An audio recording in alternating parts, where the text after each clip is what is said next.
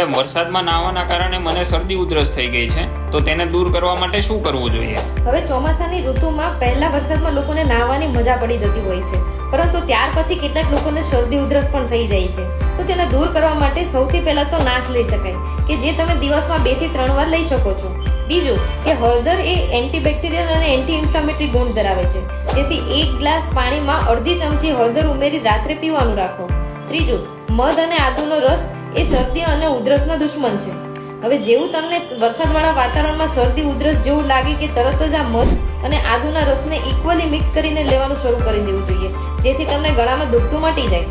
ચોથું, દિવસમાં 2 થી 3 વાર મીઠાના કોગળા કરવાનું રાખો, જેથી ગળાનું સોજો ઉતરી જાય અને ઇન્ફેક્શન પણ મટી જાય. અને પાંચમું, તુલસી અને કાળા મરીની અંદર એન્ટીવાયરલ અને એન્ટીબેક્ટેરિયલ ગુણ હોય છે, તેથી 1 ગ્લાસ પાણીની અંદર 5 થી 7 જેટલા તુલસીના પાન અને અડધી ચમચી મરીનો પાવડર એડ કરીને તેને ઉકાળી લેવાનું છે. ત્યારબાદ તેને ગાળીને પી જવાનું છે.